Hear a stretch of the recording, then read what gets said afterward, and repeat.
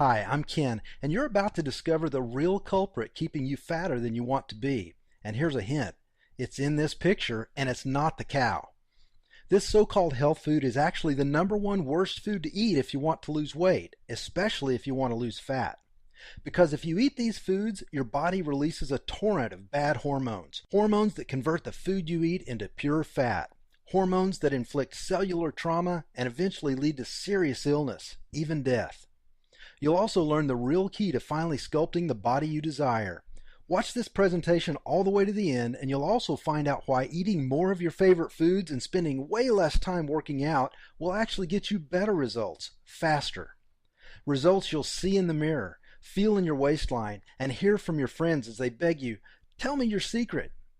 Plus, I'll reveal specific foods which trigger your body to release a flood of fat-melting hormones, hormones that chemically break down fat, literally dissolving years of stubborn fatty deposits from your body at a cellular level to burn them up as fuel.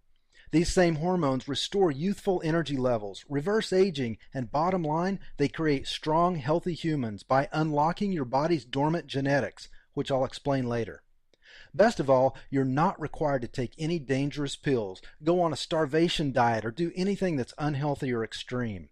By the end, you'll see exactly how to make your weight loss easy, automatic, and permanent by breaking most of the weight loss wisdom you've been taught since childhood. The rules that turned America into the fattest nation in the world. So pay attention because, well, look, you need to hear this because if you eat these types of foods and get everything else right, you'll still never lose fat.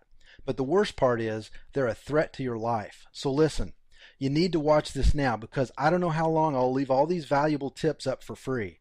And if you think you've seen it all, heard it all, and tried it all to lose weight, I guarantee you've never seen anything like this before. I promise you'll be pleasantly surprised when you see just how easy it is to follow these tips to a thinner, fitter you. One tip in particular will completely astonish you. These are the exact tricks that I used to personally lose 31 pounds of pure fat from my midsection. Then I shared them with my mom, dad, and brother, and they lost a total of 164 pounds between the three of them. More on that later. Now remember, I'm about to share exactly how to strip away all those ugly pounds of fat faster than you ever imagined possible, and even more little-known tips for dropping fat by eating more and working out less. First, though, I'm going to share a story with you that's very difficult to relive. You'll see why in a moment. So do me a favor. If you aren't serious about losing weight, stop watching now. This is just too painful for me to share with people who can't relate. People who've never struggled with their weight or felt powerless and out of control because of it. However, if you are serious about losing weight, then I want you to keep watching. Deal? Now look, I wasn't always the guy everyone turns to when they finally get sick of failing and get serious about losing weight. And I certainly wasn't always a best-selling fitness expert or the kind of guy who'd be featured in all these major media outlets. In fact, most of my life I was the exact opposite of who you'd turn to for any kind of health advice. Because when it came to being healthy, I was a train wreck. It began in 2002 when my wife Jean and I lost a child. I began to eat for emotional comfort, to ease my pain, which only left me feeling bloated, disgusting, and like I was less than a man. Sure, on the outside I would smile, but the more overweight I got, the more my life just spun out of control. I fell into a depression so bad I was fired after 7 years of all-star performance at Microsoft. I couldn't pull myself off the couch, and no amount of pills helped. And the binge eating was really starting to take its toll. Yet, I turned to food more and more, sinking deeper into despair. It got so bad my business partner of several years was forced to fire me, and who could blame him? I had lost all self-respect, motivation, and hope. Replacing them with pounds of disgusting lard, a growing self-hatred, and the belief that I deserved to be miserable. My lifestyle choices were so bad that I actually ate my way to diabetes. And no amount of pills could overcome the impact my bad eating habits and complete lack of exercise had on my health. Without any income, I lost our dream home to foreclosure and our cars to repossession. I hated myself, and I took it out on everyone around me. And when my wife couldn't take it anymore, she packed up her bags, took our 4 remaining children 2 states away, and filed for divorce. I have to say, I don't blame her a bit. You might say that this was a pretty dark time in my life, and at this point, I thought things couldn't possibly get worse. but I was wrong. They were about to, which I'm going to share with you in a moment. And perhaps you can even relate to the hopeless feeling, and you know that you need to change too. Now, for me, it took a very painful experience. It was a Friday afternoon in the spring of 2011 in Murphy, Texas. Outside it was beautiful, sunny, a few clouds, around 80 degrees with a nice Texas breeze.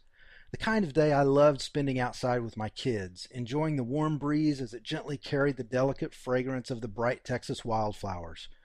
Outside the world was coming to life, yet I was alone, inside my empty apartment, dying, watching the day and my life pass me by through hollow glass, locked in a prison of my own making where no echoes remained of the laughter that once filled the halls of a home. I had lost everything, and I knew that it all came down to one thing. I felt like a big, fat waste of space. I was buried in work, doing my best to dig my way out of a financial nightmare. It felt like I was working inside of a pressure cooker because all of my clients needed all of their work done right now. And here I was, just one guy, alone. Sitting at my desk, the waistband in my size 38 shorts was stretched to the max, and it was digging into my skin because, well, I refused to go buy the size 42 shorts I should have been wearing. I remember how it pressed my gut up so that it was hard to take a deep breath.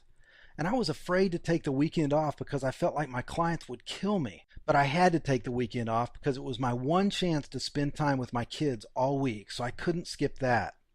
I felt I had failed at everything else, but I was determined not to fail as a dad.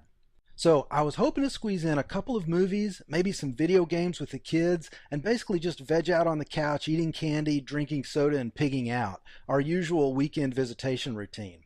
As I sat there, with my mind racing, I felt my phone vibrate. So I pulled it out and saw that my son had just sent me a text. At last, a glimmer of hope in my dark little world. A small smile spread across my face as I thought,